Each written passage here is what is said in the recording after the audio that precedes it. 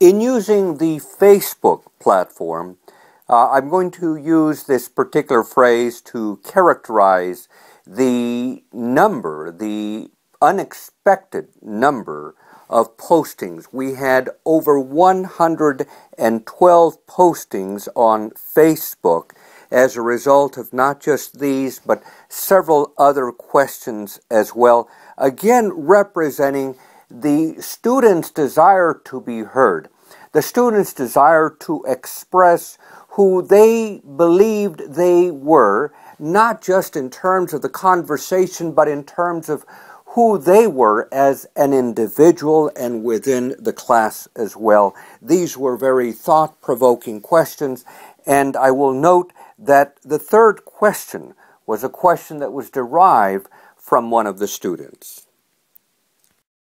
In this next slide, entitled Students' Voices, Beliefs, and Ideas, I wanted to share with you the students' own response to the question, what is your opinion about the influence of technology on families? And overall, there was a concern of there being simply too much exposure. Yes, technology in the viewpoint of the students offered access, convenience, offered them the opportunity to post a quick message, but that where there was a desire for more intimate or familial relationships, that they felt that this type of relationship, this sense of closeness, would not always be possible via the electronic medium. In continuing to examine the students' voices with regards to technology, it was noteworthy in this first student's posting that I can use my eyes, ears, nose, even skin to understand a person, the traditional person-to-person interaction that may not be available through a communication approach. The second one was just as interesting to me. It representing a change in paradigm that they felt that letter writing was not as dynamic, it was not as intimate as an online conversation via Facebook or through electronic messages. The last one was just as important, and so these three represent the spectrum of student postings. The third one indicates that it was possible for students to look back on what had already been said, thus giving them the historical framework upon which to give feedback. Looking back on these two distinct research studies, we have gained a great deal and have gone on to share these findings with each succeeding social studies class. One being that certainly the online forum does offer, as there is no limitation, a round-the-clock opportunity for each class member to say what needs to be said, and certainly to look back on what has already been posted and to reflect on those ideas. But the other point being that there is an inherent, or the opportunity, I should say, for a give and take. And through that give and take, that there is the opportunity to negotiate, not so much accept at face value, but to negotiate that level of knowledge construction that comes from the individuals themselves.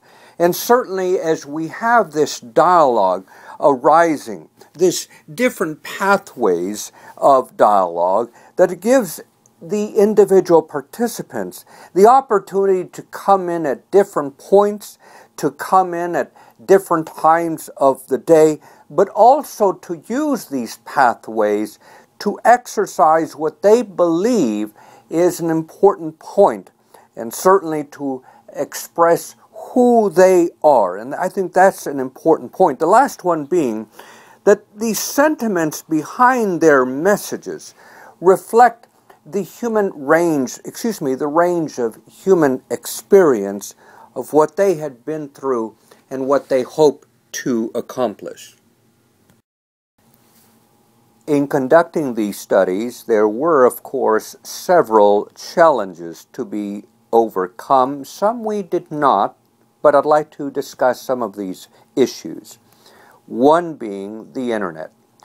Some of our student participants, depending on where they lived in this southeast part of the United States, encountered internet access.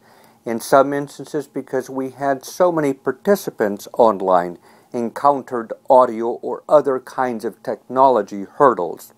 It was just as important to maneuver through the variability of student experience with online tools. Most were familiar with certainly using Facebook, but not as familiar with using discussion or collaborate. In other words, some of the technologies embedded within Blackboard. There was also this fear of students' points of view being harshly criticized, being ignored, not being valued for what they felt should be within the conversation. Their true voices needed to come out, and this was a challenge for us to encourage all of our participants, regardless of their English language proficiency, regardless of how many years of schooling, or just where they were coming from, to share their point of view. So these were challenges, but they were challenges that we wished to take on. Last, I'd like to speak to the implications of this study. First of all, the practice and certainly the exploration of various online media tools for us represents a viable resource that we can and should use to discover more of our students' academic endeavors, to discover more of how do they feel connected to what is going on in the university. What are their interests and needs?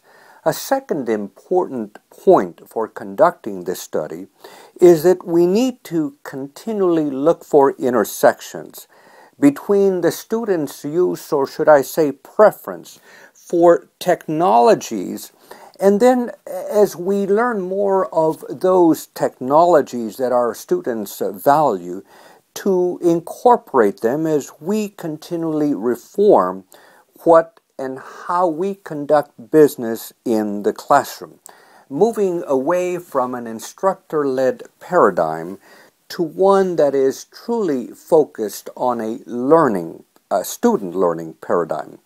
A third point clearly evident in our discussions is that learning is an activity, certainly from a student point of view and a teacher point of view, that goes far beyond the four walls of the classroom. And that if we're looking for students' intense or their honest or their reflective dialogue, then we need to certainly look beyond the walls and feel comfortable that what we learn from our students outside the classroom is just as meaningful and can be the basis for critical thinking.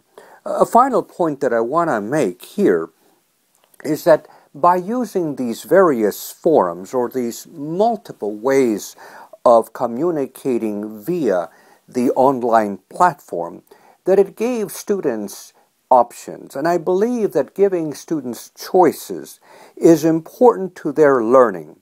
It allows them to experiment with that tool or tools that gives them, and if you don't mind me saying, a microphone, a release valve to articulate what truly matters to them. And all of this, I believe, is important to be said. All of this may or may not have been possible within a 1 or 2 hour discussion in the classroom, where you may have 20 or 30 or maybe even a number greater than that in the classroom.